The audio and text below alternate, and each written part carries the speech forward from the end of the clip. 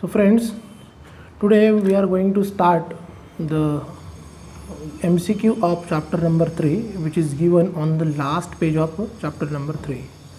So this will be our third video of our MCQ series of central banking.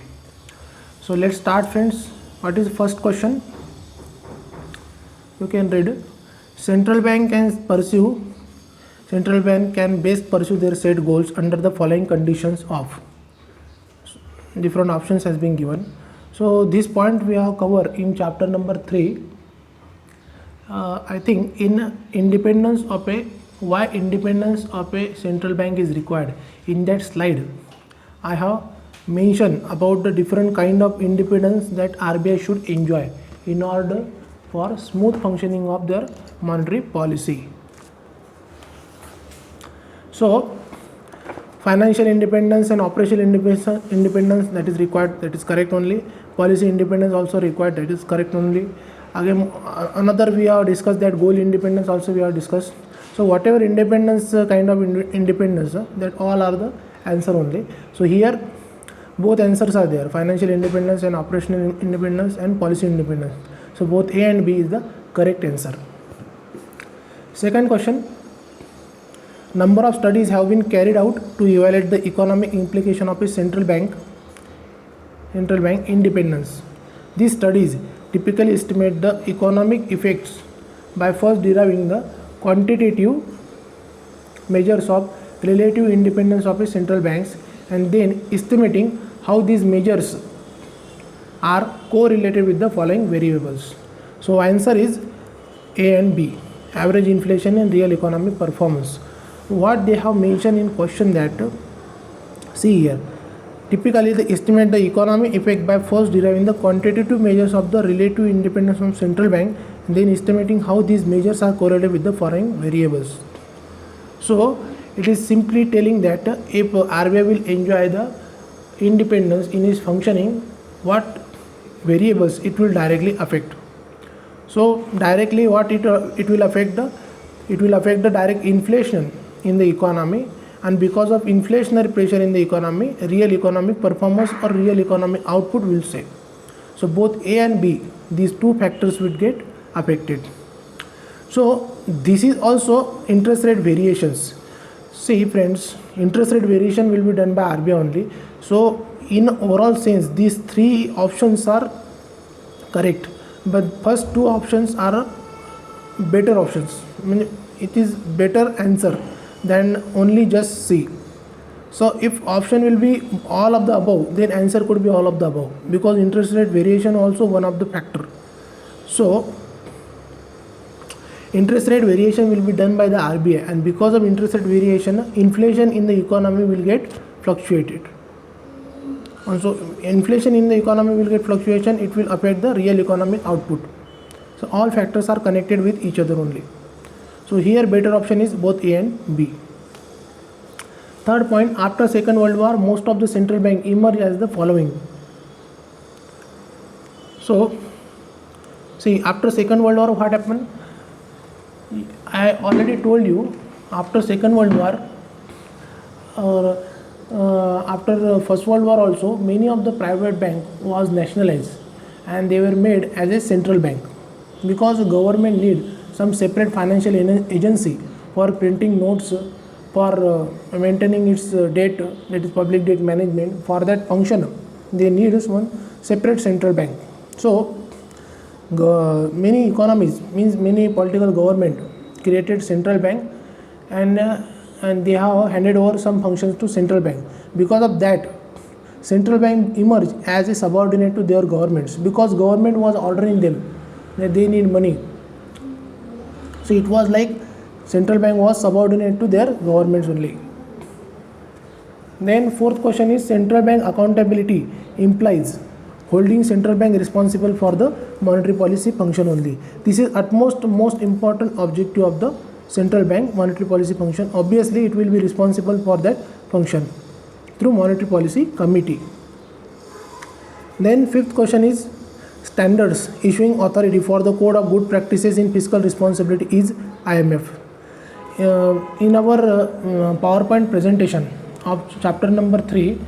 In I think fifth number slide was there. In that Halifax Summit 1995, then in 2005 ELRICS code which is given by the IMF. Below that one table I have mentioned in which 12 key international codes or standard is given by different organization, and among them IMF has given 3 codes.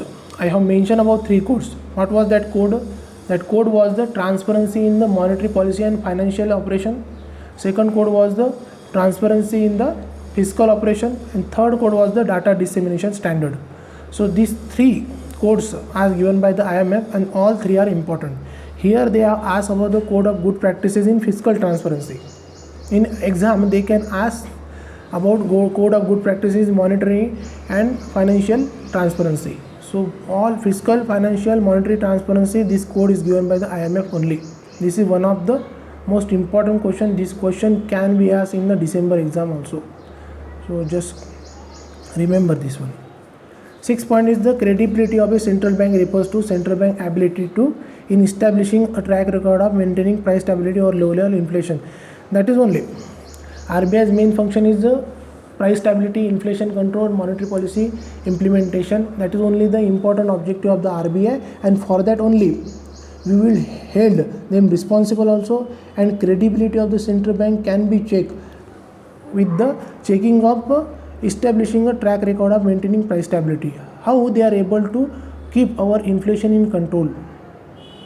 That is only the main reason based on which we will decide the credibility of central bank. If central bank is able to control that inflation, we will think that central bank is credible enough, because we can trust it. So 6th question answer is last one. Now 7th, what is it telling? In case of a separate debt management unit, the central bank would be in a unique position to give advice to the farmer on. See, in chapter number 3, in the last slide, I have discussed about the public debt, separate public debt management agency. In that slide, I mentioned you about this point, that if independent financial agency created, that independent financial agency will look after the public debt management function of the government, and RBI will be free of that function. But that agency has to cooperate with the RBI. Why? Because RBI is having a accurate measure of the liquidity situation in the market. So RBI in a better position to coordinate with that agency, that separate public debt management agency. So separate public debt management agency, they will, while issuing a security or treasury bill in the market, what should be the quantum, means amount of that issue, and what will be timing of that issue, that they will decide in coordination with the advice of the RBI. So his answer is size and timing of the issue will be decided in coordination with the RBI. So last question is, this one is the last question.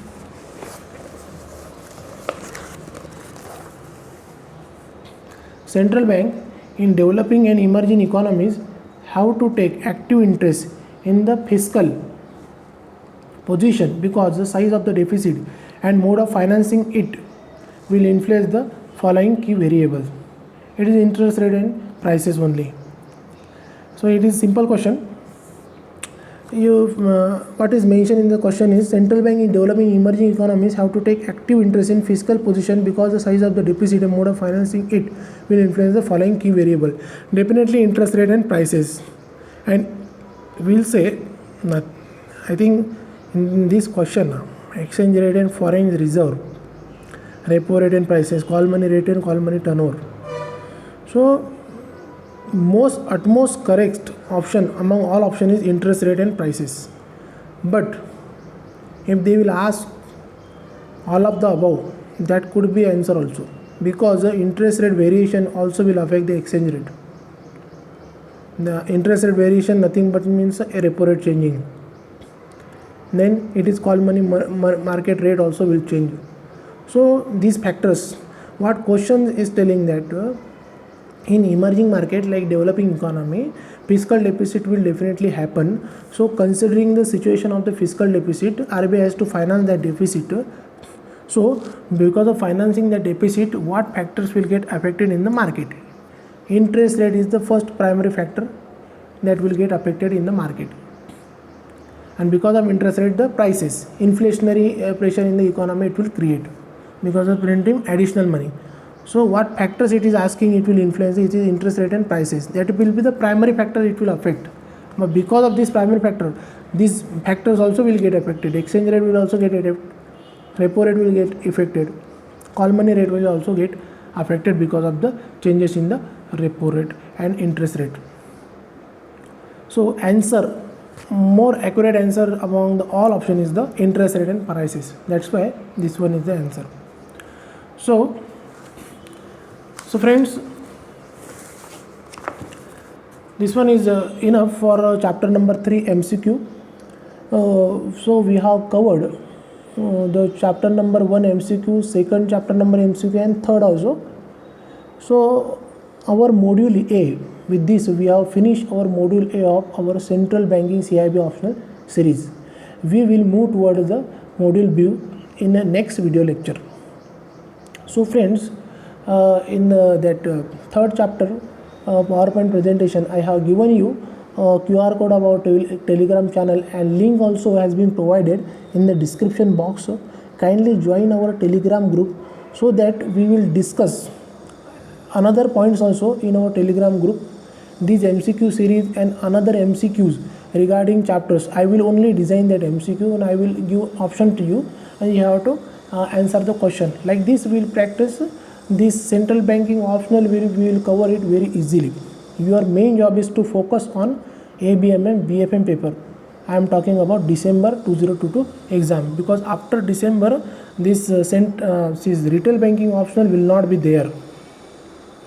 So there will, if anybody unfortunately failed in December exam, for them it is very much difficult to carry on that retail banking optional in next attempt. So be wise in selecting the optional subject for the December exam. I am helping you in covering central banking optional subjects. So I will definitely suggest you to take central banking as an optional subject and join my Telegram channel for a full preparation of this optional subject. So thank you friends. We will meet in a future video lecture on module B. So take care friends. Thank you.